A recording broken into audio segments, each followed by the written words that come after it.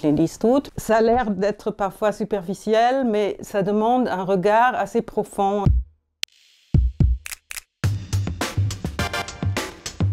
Il est sans doute un homme avec une tendance conservatrice. Quand quelqu'un ne fait pas le travail, il faut le renvoyer.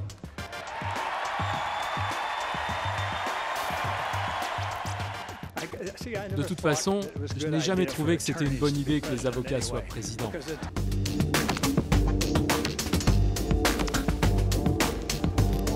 Il a des points de vue très diversifiés et parfois très étonnants qui sont tout le contraire de réactionnaires. Il faut éviter de le mettre dans une case particulière. Il ne se laisse pas enfermer dans les cases.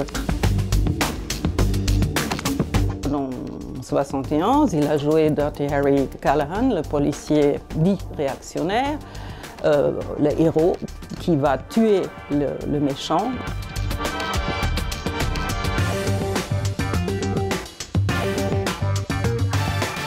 Go ahead, make my day.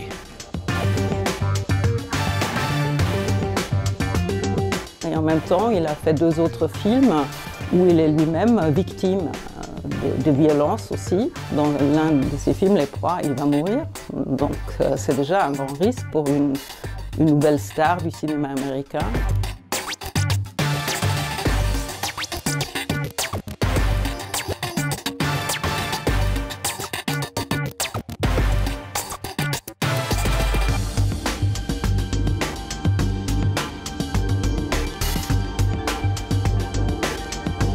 Dans Impitoyable, on voit bien, c'est un film où la mise en scène montre déjà que c'est contre la violence parce qu'on voit des choses atroces.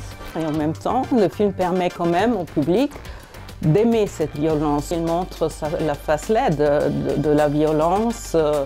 Il montre l'importance de la régénération de la violence dans ses premiers westerns et en même temps, déjà dans ces films-là, il les met en question, cette idée d'une société qui est née de la violence. C'est un metteur en scène qui raconte des histoires.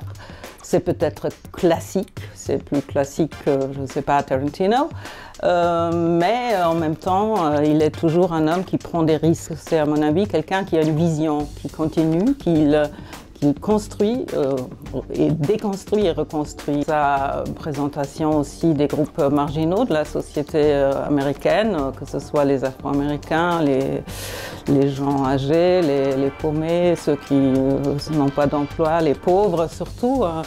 Des gens qui ne sont pas classés comme des grands héros triomphateurs, mais qui arrivent à changer quelque chose. Il a fait Iwo Jima, enfin Lettres d'Iwo Jima, film à petit budget qui est entièrement tourné en japonais, avec des acteurs japonais.